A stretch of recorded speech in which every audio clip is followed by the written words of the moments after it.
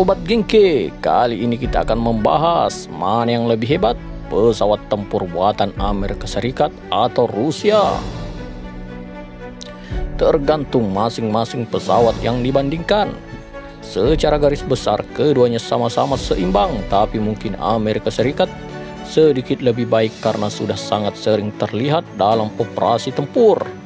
Baik Amerika Serikat dan Rusia punya doktrin yang berbeda, sehingga kebutuhan pesawat tempur mereka pun juga berbeda. Maka dari itu, karakter dari desain pesawat tempur mereka juga berbeda-beda. Soal tingkat teknologi, Amerika Serikat dengan Rusia hampir sama, hanya beda sedikit. Soal persenjataan juga cukup imbang. Masing-masing punya berbagai jenis senjata untuk berbagai keperluan.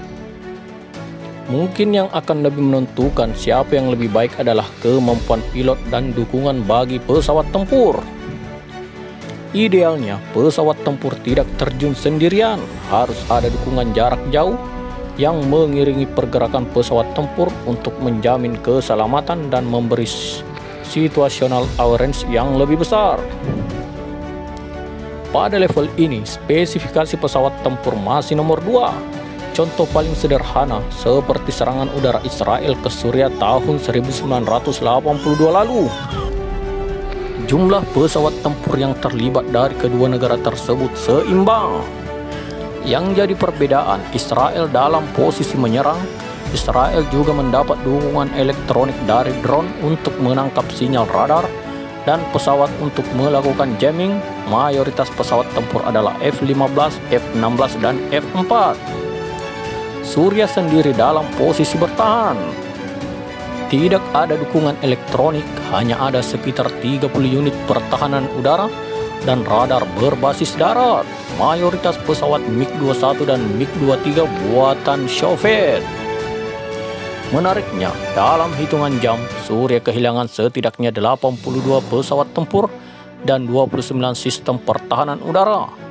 Tidak ada pesawat tempur Israel yang tertembak jatuh, hanya ada 2 unit F-15 yang rusak dan berhasil pulang dengan selamat. Padahal di tahun 1982,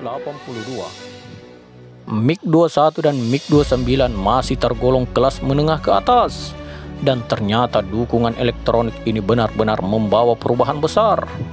Mengingat MiG-21 dan MiG-23 justru hampir tidak bisa berkoordinasi dan hilang arah setelah radar mereka dan radar di darat terkena jamming.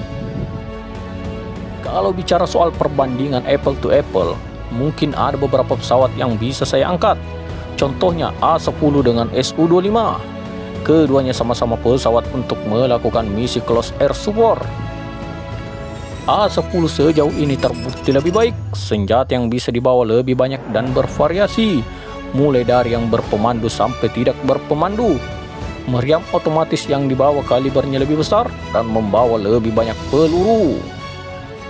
Su-25 lebih dominan menggunakan roket, bisa juga dengan senjata berpemandu lainnya, sedikit kurang bervariasi dari A-10. Meskipun begitu, Su-25 adalah satu-satunya tandingan A-10 dalam peran yang sama. Bukan pesawat yang remeh juga, hanya beda gaya main. Atau contoh lain yang sudah terkenal seperti F-16, tandingannya yang masih satu kelas mungkin hanya MiG-29. F-16 yang terbaru sudah menggunakan radar jenis AESA. Seingat saya MiG-29 menggunakan PESA.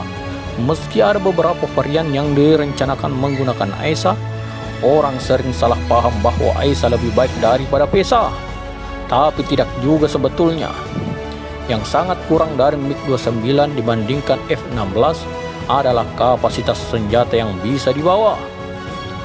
MiG-29 hanya punya 7 hardpoint, 6 di bawah sayap dan 1 di tengah perut. Sedangkan F-16 punya 11 hardpoint, 8 untuk senjata dan 3 untuk peralatan. Selisihnya lumayan jauh, ada 2 senjata dan 2 peralatan tambahan. Bisa terbayang kalau ada 4 unit F-16 harus berhadapan dengan 4 unit MiG-29. Kalau keduanya saling balas tembak setelah MiG-29 kehabisan senjata, maka F-16 masih punya selisih 8 rudal yang bisa menyerang 8 kali lagi, dan MiG-29 hanya bisa menghindar tanpa bisa membalas. Kalau saya melihatnya memang sulit menyatakan pesawat siapa yang lebih baik, karena dogfight zaman sekarang tidak lagi seperti dogfight yang dulu, seperti Perang Dunia Kedua. Seperti kasus Suriah versus Israel, Israel mengandalkan bantuan drone dan alat elektronik lain untuk mendapatkan keuntungan besar atas lawan Suriah mereka. Jadi mereka menang tidak 100% karena pilot mereka lebih terlatih atau pesawat mereka lebih baik. Menurut saya pribadi geng, kalau dogfight murni tanpa bantuan alat apapun, yang menang adalah pilot yang sanggup mengeker lawannya serta mencetak fatal shot dengan cepat seperti duel pistol zaman koboi. Rusia atau Soviet mulai tertinggal saat microchip dan semi microkondor mulai dipakai secara luas di pesawat tempur pada 80-an. Tidak lama setelah itu, Uni Soviet runtuh, Rusia yang meneruskan baru pulih di tahun 2000-an. Ada gap 20 tahun dalam pengembangan perangkat tersebut. Itulah kenapa sampai sekarang industri microchip dan semikonduktor Rusia walaupun ada tidak sebesar Barat. Kalau untuk dogfight, menang mana? Kalau kemampuan pilot kita anggap sama persis, beberapa pesawat milik Rusia seperti Su-27 atau Su-35S lebih unggul dibandingkan rata-rata pesawat Amerika Serikat. Keluarga Su-27 beserta keturunannya termasuk pesawat bongsor tapi tidak lambat. Salah satu manuver ikonik yang bisa mereka lakukan adalah Pugachev Cobra. Tapi jangan salah paham juga geng, bukan berarti mereka harus melakukan ini saat dogfight. Maksudnya pesawat ini lincah dan bisa melakukan recovery bahkan dalam kondisi ekstrim, menguntungkan saat pertempuran jarak dekat.